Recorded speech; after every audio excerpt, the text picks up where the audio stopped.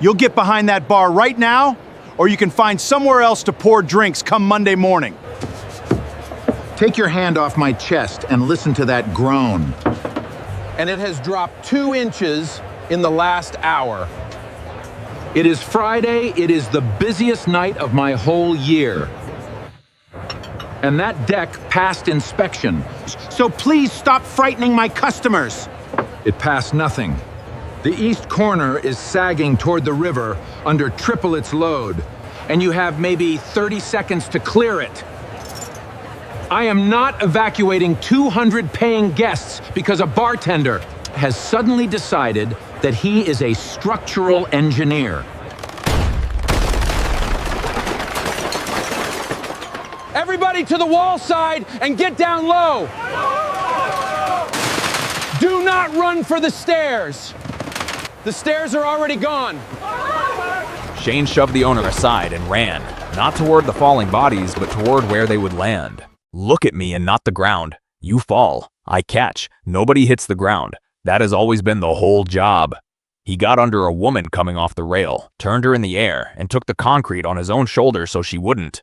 Your arm is broken, and that is the worst of it. You are alive, so lie flat for me and let me go to work. He was already up, moving through the wreckage on a wrenched shoulder. You in the apron, get your belt around that man's thigh and press down hard until I come back and tell you to stop. Somebody call it in for me. Deck collapse at the Tidewater, 40 people involved, and tell them to send everything the county has got. You have done this before, and not once or twice either.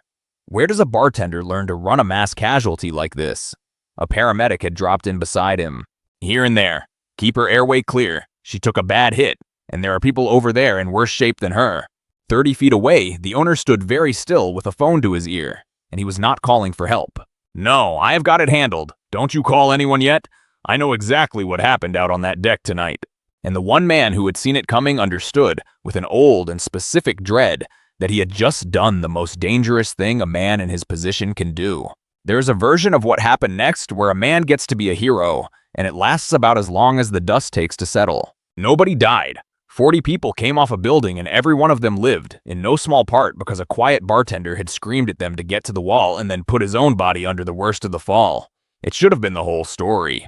But Shane knew, kneeling in the wreckage with a stranger's blood on his hands and a wrecked shoulder and 14 people still down around him, that the miracle was already turning into something else.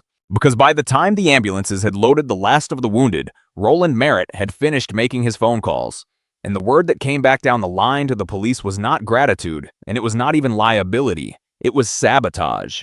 He should have been afraid right then, but he was still on his knees with a stranger's blood drying on his hands, still counting the wounded. And it had not yet occurred to him that a phone points 2 ways. Every one of the 40 people he had just tried to save had a camera, and in the footage that would matter, the clips shot from across the patio after the dust had settled. There was no groaning wood and no warning that nobody listened to.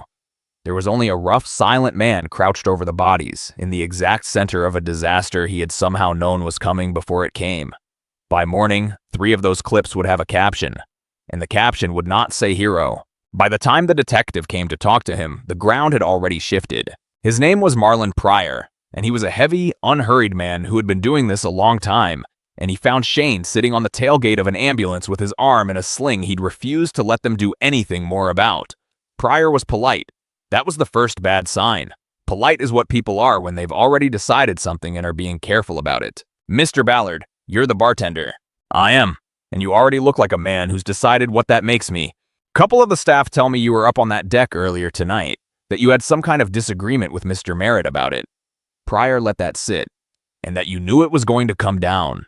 And there it was, laid out so gently Shane almost admired it. The exact thing that should have made him a hero, that he'd warned them, that he'd seen it coming, turned a quarter turn until it pointed the other way. A man who knew. I told him the east corner was overloaded and sagging and he needed to clear it, Shane said carefully. Because it was, and he did need to. How'd you know that? You a structural guy? I've been around buildings, around rigging, around a set where a woman died on your watch. Pryor watched his face for the flinch. You've been around a lot for a bartender. You've already read my file, so ask me the real question. All right, did you cut those bolts to give yourself a rescue? That deck was so rotten you could have pulled it down with a rope and a pickup truck. Cutting bolts on it would be like stabbing a body and calling it a murder. See? That's the thing. Pryor pulled out a small notebook he didn't look at, because the notebook was for Shane, not for him. Because Mr. Merritt is telling me his deck was solid, passed inspection, no problems, until a man who used to do something with rigging for a living, a man who's got a pretty rough history with exactly this kind of thing, decided to make an example out of it, and then just happened to be standing in the one perfect spot to catch somebody on the way down. Real hero. On camera. He looked up. You see how that reads from where I'm sitting? Shane saw exactly how it read. He'd spent 5 years learning to see how everything read from where other people were sitting. You should test the wood, he said. The failure surface. And you should pull the permit for that deck extension. Those two things will tell you everything you need to know, and neither one of them cares what my history is. Wow. We'll get to the wood. Pryor closed the notebook. In the meantime, don't leave town, Mr. Ballard. And you might want to think about a lawyer. They found the bolts the next morning. 3 of them at the failure line with clean, bright cuts onto their shanks. The kind of cut a hacksaw makes, sitting in the debris like an answer to a question nobody had asked yet. And Roland Merritt stood in front of a local news camera with the torn face of his building behind him, and he did not talk about permits, and he did not talk about the 12 years his deck had been quietly rotting. He talked about a disturbed former employee with a violent, tragic past and a grudge, and he talked about sabotage, and he let his voice break at exactly the right moment. And Shane Ballard, watching it on the television over the bar he was no longer allowed to work behind, understood that the story had left the ground entirely, and that a story, once it leaves the ground, falls exactly as fast as a body does. He walked the 2 miles home because his truck was blocked in behind the taped-off restaurant, and he climbed the outside stairs to the second-floor apartment holding the rail with his one good hand. And Josie was awake. Of course she was awake, sitting on the kitchen counter with her knees up and her phone in her hand, and her face doing the careful thing it did when she was trying not to look scared. She was 11. She had her mother's build, small and fast and all spring, and her mother's total absence of any fear of falling, which was the thing about her that could stop Shane's heart in a doorway. There was a pull-up bar in the hall she'd installed herself with a YouTube video and a stud finder. She climbed everything. She had been climbing everything since before she could talk, and she did not know, because he had never told her, why her father's hand would drift out and hover behind her every single time she got more than 4 feet off the ground. It's on the internet, Josie said. She turned the phone around. His own face from the news under a word. It says you're a person of interest. It says you used to be a stunt guy and there was an accident and somebody died. Shane set his keys on the counter. On the ring, worn smooth, was a single steel D-ring, the kind that anchors a safety harness, and it caught the light, and Josie's eyes went to it, the way they always did in a way again, because she had learned somewhere in her small life that the D-ring was a door too. Somebody did die, Shane said. He was not going to lie to her. He had promised himself 5 years ago, in the worst week of his life, that whatever else he did to keep her safe, he would not build her a childhood out of lies. A long time ago, before you'd remember. And tonight a deck fell down and I helped some people, and a man who owns that deck needs it to be my fault instead of his. So he's telling a story. That's all this is. It's a story, and stories can be beaten, but it's going to be loud for a while, and I need you to not read the comments. Can you do that for me? Josie looked at him for a long moment with her mother's eyes. You always put your hand behind me when I climb, she said. You think I don't see it. I see it. She slid off the counter. Who died, Dad? And Shane Ballard, who caught people for a living once, who had put his body under a stranger tonight without a half second of thought, found that this was the one fall he still could not make himself reach for. And he did not answer her, and she did not push. And the two of them stood in the small kitchen with the question hanging in the air between them like a person who has not yet finished coming down. The story did what stories do. It got loud, and then it got teeth. By Monday, everyone who had ever been served a drink by the quiet man at the Tidewater had learned who he used to be, because the internet is very good at digging up a grave. 15 years in the business, a stunt coordinator with his name in the credits of movies people had actually seen. And then, 5 years back, a set, a high fall, a rig, and a young woman who went off the platform and did not come down the way the rig was supposed to bring her down. There had been an investigation. There had been headlines. There had been a coordinator who took the fall for the fall, whose license went away and whose name became a thing you didn't say on a set, and who had vanished so completely that a whole industry assumed he'd drunk himself to death somewhere. And here he was, pouring beer, in a town where a balcony had just come off a building. You could not have designed a story that fit a suspicious mind more perfectly, and Roland Merritt's lawyers had not designed it so much as simply pointed at it and stepped back. The district attorney charged Shane with reckless endangerment and criminal mischief, and let the word sabotage float around the edges of it without quite committing because the cut bolts were suggestive and the history was lurid and the owner was a taxpayer with a lawyer while the bartender was a nobody with a past. His bail was set at an amount that ate most of what he had. The Tidewater's insurer, which very much preferred a saboteur to a structural defect, funded a quiet publicity push that made sure the word rigger appeared in every article beside the word rigged. And the machine that Shane had been running from for 5 years, the one that turns a man into the shape the story needs, cranked up again, right on schedule like it had never stopped. But none of that was the thing that nearly finished him. The thing that nearly finished him arrived on a Tuesday in the form of a woman with a county lanyard and a soft voice who sat at his kitchen table and said the word placement, and explained kindly that when a single father is charged with a violent crime that injured more than a dozen people, the county develops an interest in the 11-year-old living alone with him. She was not unkind. That was the unbearable part. She left him a card and a date, and the date was 2 weeks out. And everything about the way she said it made clear that the fastest way to keep his daughter was to make the criminal problem go away, quickly. And the only way to make it go away was to prove that a beloved local businessman was a liar. Josie came home from school on Wednesday with a split lip and a story she wouldn't tell. And Shane got the shape of it out of her the way you get anything out of an 11-year-old, sideways, over dishes. A kid named Brett said his dad said you cut the bolts so you could be on TV, she said, scrubbing a pan that was already clean. He said you're going to prison and I'm going to foster care, in front of the whole cafeteria. And your lip? I told him his dad was a coward who just repeats things and he shoved me, and I shoved him back harder.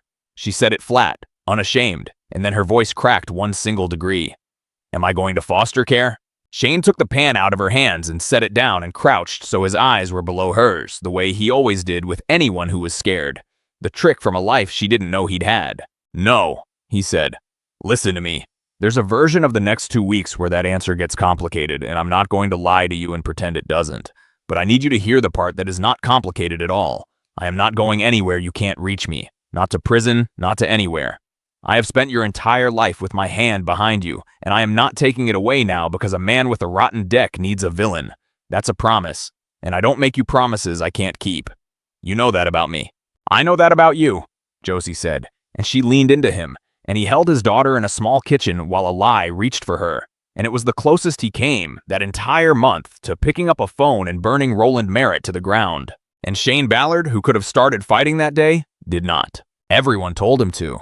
His court-appointed lawyer, a decent, exhausted man, wanted him to get out ahead of it, give a statement, put his own face and his own daughter's face out there. Fight the story with a better story.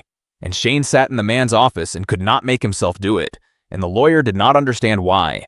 And Shane could not explain, because the explanation lived in a room he had kept locked for 5 years. Because fighting meant talking about the rig. It meant standing up in front of cameras and saying the word out loud.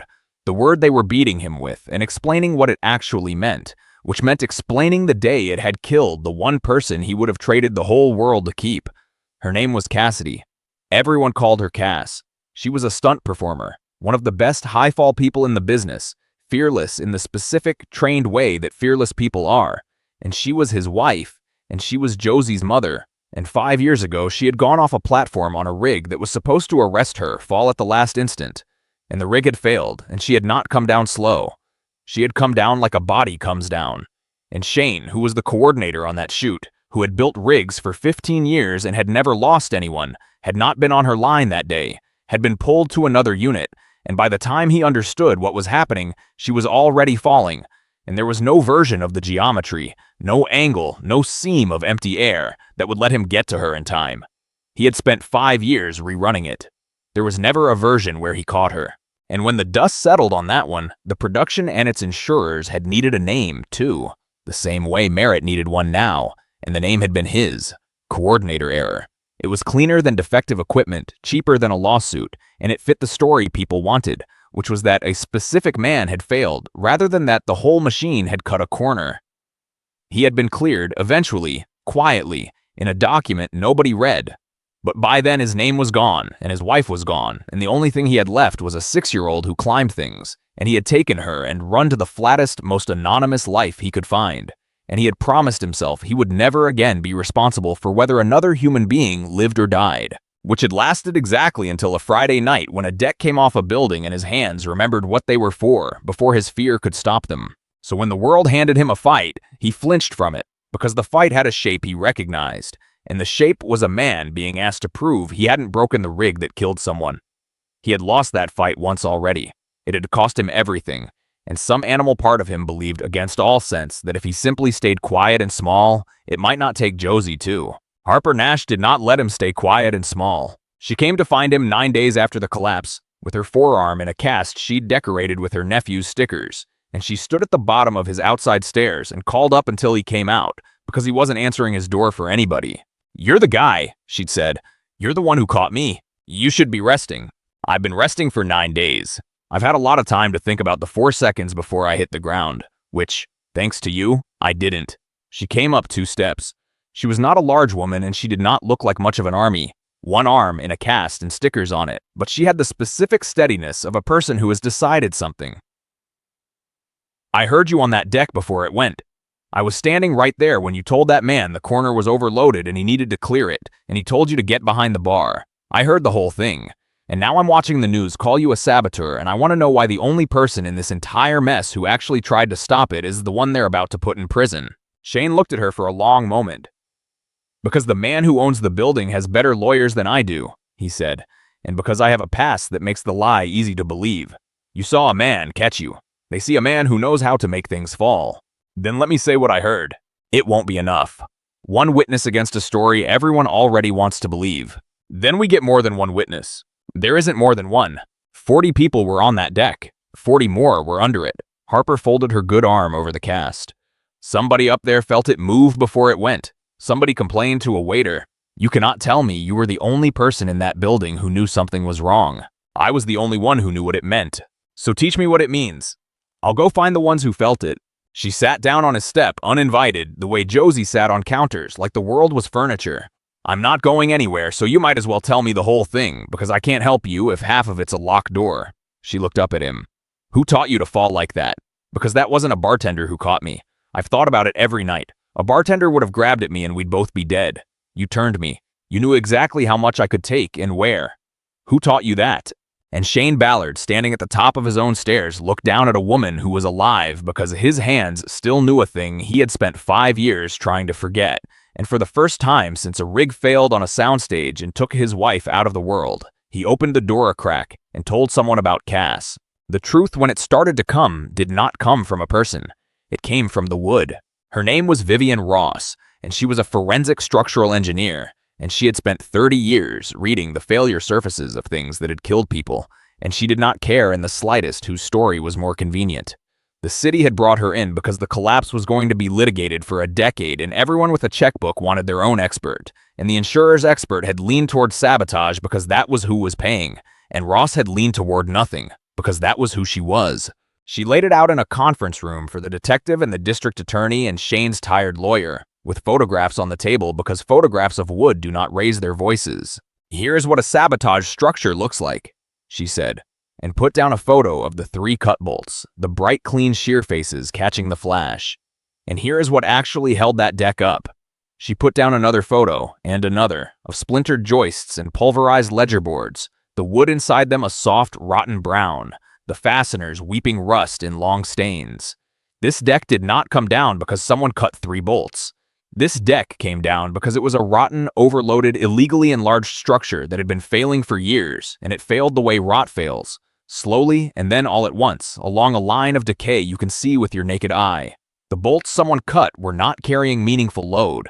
2 of them weren't even in the failure path. And here is the part I'd stake my license on. She tapped the bright sheer faces. "These cuts are fresh. There's no weathering, no oxidation, no dirt in the kerf. Somebody cut these bolts within a day or 2 of when they were photographed, which is to say after the collapse, not before. You don't sabotage a building by cutting bolts and then leaving them shiny in the debris for a week. You do that when you need a jury to see a saboteur and you don't understand that metal remembers exactly when it was cut. So somebody staged them," the district attorney said. "Somebody staged them. After the collapse, after the scene was taped off, which narrows your list of people who still had access." Ross folded her hands. "But that's your work, not mine.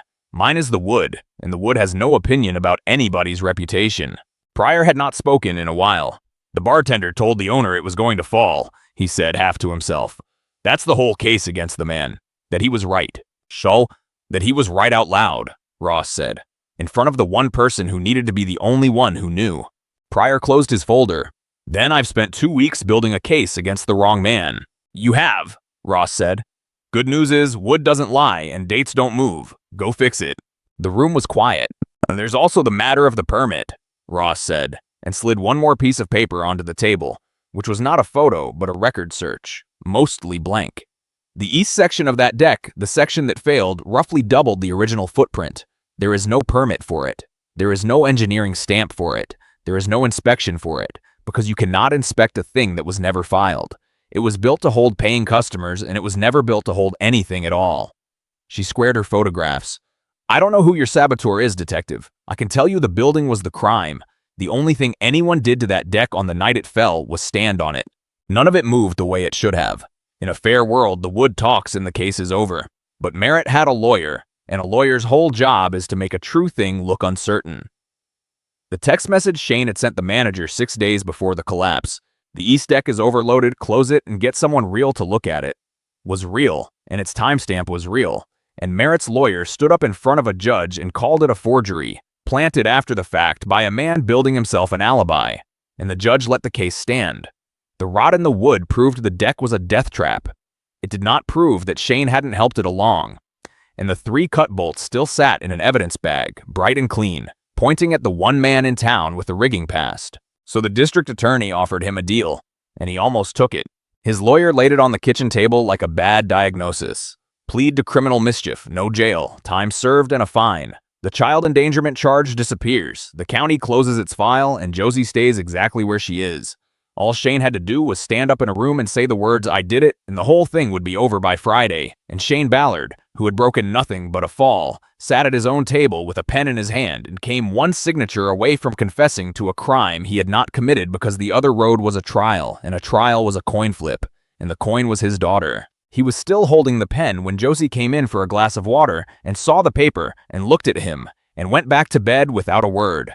He put the pen down, not because it was noble, because he could not sign a page that said he had dropped a deck on 40 people, not in a house where she would someday be old enough to read it. What kept the case from quietly closing was the detective, and what turned the detective was a kid who couldn't quite find the words. Pryor had come to their department to interview the daughter because the file required it, and he got short, flat answers until the last question, when he asked if there was anything she wanted to tell him.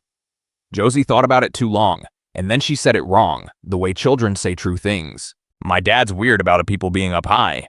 He does this thing with his hand, behind me, when I climb. He doesn't even know he does it, but it's always there. She frowned, wrestling with it. So I don't get why everybody thinks he'd build something to drop people. That's like the opposite of my whole entire dad. He's scared of it. All the time. He won't tell me why. You just have to not know him at all. It was not a closing argument. It was an 11-year-old getting frustrated trying to describe her father to a stranger. But Marlon Pryor sat in his car outside that laundromat for a long while before he drove home. And the next morning, he stopped doing what Merritt's lawyers wanted him to do and started doing his actual job, which was following the bolts. Following the bolts led somewhere he did not expect. The hacksaw that made those clean, bright cuts had come out of a maintenance closet at the Tidewater, and exactly 2 people had a key to that closet, Roland Merritt and his son. But that thread would take another week to finish pulling. And a week is a long time when you're charged with a felony and there is a hearing coming about your child. Shane was still a defendant. He was still barred from the property. And half the Tidewater was still standing, red-tagged and shored with temporary posts, waiting for the city to work out how to bring it down without dropping it on the street. Which is where the whole thing nearly ended, on a Tuesday, with Shane Ballard a story and a half off the ground and nothing at all underneath him. He had no reason to be there, and every reason. A man who has spent his life reading structures cannot drive past a wounded one, so he had parked across from the barrier, and Harper had come along because she had lately made a habit of not letting him stand near buildings alone. They were at the tape, watching a demolition crew rig the shoring under the eye of a young man in a Tidewater polo shirt with a clipboard, when Shane saw one of the workers up on the scaffold do the thing that turned his whole body cold. The kid was a demolition worker, 22 maybe, up on a plank against the shored section, prying at a bracket, and he was leaning his weight the wrong way, out over the drop, trusting a temporary post that Shane could see, even from the ground, even from here, was walking. Its base creeping on the debris with each pry, a quarter inch at a time, toward the moment it would kick out. "Off the plank," Shane said. And then he was moving, ducking the tape, ignoring the shout of a cop behind him, because there was no time to explain the geometry to anyone, and the geometry was very simple. Off the plank, that post is going, get to the wall side now. The kid looked down, confused, and the post kicked out. What Shane did then, he did without deciding to. The way he'd caught Harper, the way he would always, apparently, until the day he died, move toward the place a person was about to be.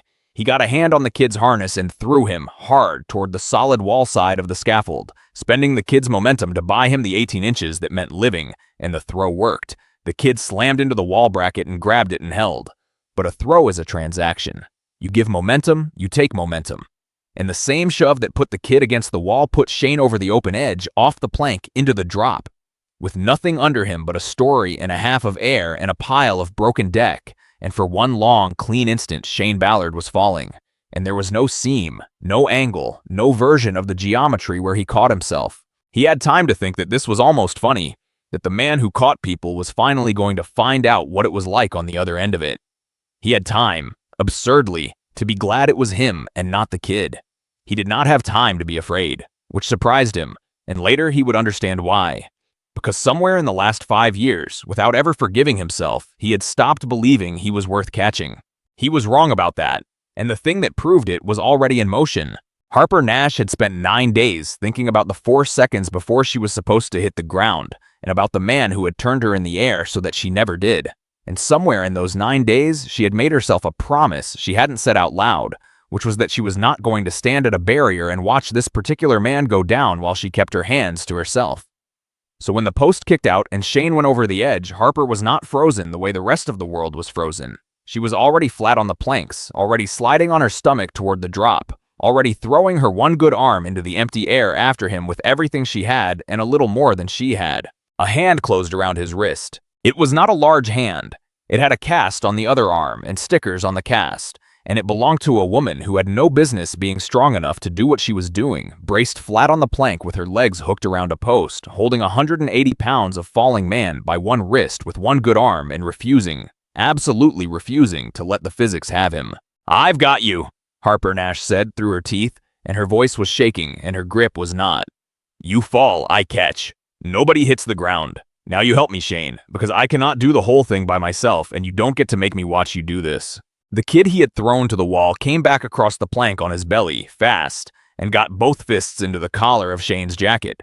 And a second later, the cop who had chased him over the tape hit the boards behind them and grabbed whatever he could reach.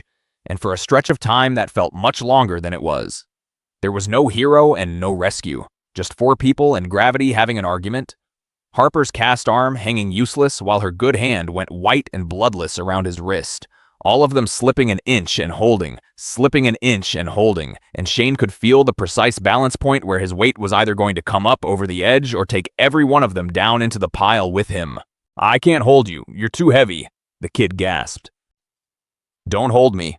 Anchor me. Wrist to wrist, lock your elbow, use your legs." Even hanging over the drop, Shane's voice came out flat and certain, the voice that had run 100 rigs. "Harper, on 3. Everybody pulls at once. 1, 2. They took him on 2. And Shane Ballard, hanging over the drop, looked up at the woman he had caught 9 days ago, who was now catching him, and did the hardest thing he had done in 5 years, which was not save somebody. He let somebody save him. He got his free hand up, he found the edge, and he let her, and the kid, and the cop who came over the tape a second later, pull him back onto the solid world. Shane sat on the broken concrete for a while after that, breathing, his ruined shoulders singing a whole new song, and Harper sat next to him and said nothing, which was its own kind of grace. He did not have a speech in him about what had just happened. He just let it be true.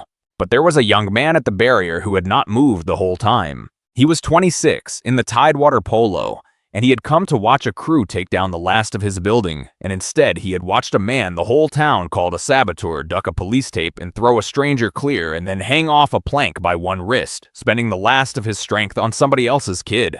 His name was Court Merritt. He was Roland's son, and he was the one who had built the illegal deck. Cheap, unpermitted, to keep alive a restaurant his father was too proud to admit was drowning. And he was the one who, in the worst 90 seconds of his life, had gone back into a taped-off scene with the hacksaw from that closet and cut 3 bolts, because a stranger with a rigging record was the only story he could think of that did not end with his father in a cell and the family name on every screen in the county. He had been able to live with it while the man taking the fall was a rumor, a rigger, a disgraced stranger, a story on a phone. He could not live with it watching that story hang off a plank and still, even then, reach for somebody else. Court walked up to the nearest cop and started talking, and did not stop until all of it was out. And it was the son, in the end. Not the wood, not the cameras, not the lawyers, who took the weight off Shane Ballard, because the one thing the machine that turns men into stories cannot survive is a person deciding, finally, to tell the truth about himself. Roland Merritt did not fight it once his boy had confessed, and it was the only halfway human thing he did in the whole affair, and it explained the rest of it. He had not been protecting his money. He had been protecting his son. The deck was Court's shortcut, Court's pride, Court's panic, and when it came down on 40 people, Roland had looked at his frightened kid and then at a convenient stranger and made the oldest, ugliest trade a father can make. Shane, of all people, understood it. He had come one signature from making a trade just as ugly in the other direction for the same reason. It did not make it forgivable. It only made it a thing two fathers had both, in the dark, been willing to do. The charges against Shane were dropped. Roland and Court were both charged, the father for the cover-up, and the son for the deck and the bolts. The county woman with the soft voice called and closed her file on Josie, and it was the sweetest sentence Shane had heard in 5 years. And it still landed like a bruise, because there should never have been a file. He went home and he woke his daughter up, which he never did, and he sat on the edge of her bed, and he told her about her mother. Her name was Cass, he said in the dark, because some things are easier to say when you can't quite see the other person's face. Your mom. She fell off buildings for a living, and she landed soft because she knew exactly how. And I was the man who built the thing that was supposed to bring her down safe. Josie had gone very still under the blanket. One day it didn't work. It wasn't even my line. There was nothing I could have done, and I've looked at it 10,000 times and I never get to her in time. He stopped, started again. That's why I put my hand behind you when you climb. It isn't that I think you'll fall. It's that I couldn't stand it if you did and I wasn't already reaching. Her small hand found his in the dark. You reach anyway, she said. Not a question. Even when you can't get there. That's not the same as failing, Dad. And Shane, who had not cried in front of his daughter in 5 years because he'd decided that too was a thing he hadn't earned, put his face in his free hand and let her hold the other one and said his wife's name out loud in a room with the girl who had her eyes, and it did not break him. It let a little air into a room that had been closed for a long time. The legal machinery ground on the way it does, slow and indifferent, long after the cameras left. Roland Merritt was arraigned on a stack of charges and hired the kind of lawyer that stack requires. And the case would take a year, and the town would move on to a newer outrage before it was finished, and the injured would sue and mostly win, and none of that is the part of the story that matters. Shane's record was cleared. The Tidewater's insurer settled with the 14 people who'd been hurt, because a rotten, unpermitted deck is not a defensible thing, and Shane's name was quietly removed from every article that had ever put it next to the word rigged. Nobody gave him a medal. A city councilman's office called about a commendation, a photo, a nice moment for everyone. And Shane said no in a way that ended the conversation. And if you have followed him this far, you already know why. You do not stand under a falling stranger so that a man in a suit can shake your hand. You do it because your hands know what they're for, and because there was another fall. Once that you couldn't reach, and no ceremony has ever been invented that closes that particular distance. He had stopped waiting for one. Some weeks later, on a bright cold Saturday, Shane Ballard sat in the bleachers of a community rec center and watched his daughter climb. It was a youth climbing meet, and Josie was 30 feet up a wall of plastic holds, moving the way her mother had moved, all spring and certainty, reaching for a grip that was clearly too far and getting it anyway, and there was a rope on her and a bored teenager belaying at the bottom, and she was as safe as a child can be made to be. And Shane watched her, and he noticed that his hand was resting quiet on his own knee, not drifting up, not reaching into empty air, and he understood that something in him had finally set the weight down. He would always watch her a little too closely. He had earned that, and so had she, but he was not anymore watching her fall. He was watching her climb. Harper was next to him with a bag of gas station coffee and her cast finally off, and Josie topped out the wall and slapped the last hold and looked down and found her father in the crowd the way she always did, and she did not wave. She pointed at him, and then she pointed at herself, and then she pointed down at the mat, a small private sign language that meant nothing to anyone else in that gym, and everything to him, which was roughly, you fall, I catch, nobody hits the ground. She had heard the creed somewhere. Of course she had. Kids hear everything. So the next time something gives way in a crowded room and everyone freezes, look for the person already moving. Not toward the exit, but toward the empty place where somebody is about to be. They almost never look like heroes. They're usually just tired and usually carrying something they won't talk about. And when it's their turn to fall, and it always comes, get a hand on them. The ones who spend a whole life catching other people are, more often than not, the last to believe that anybody will catch them.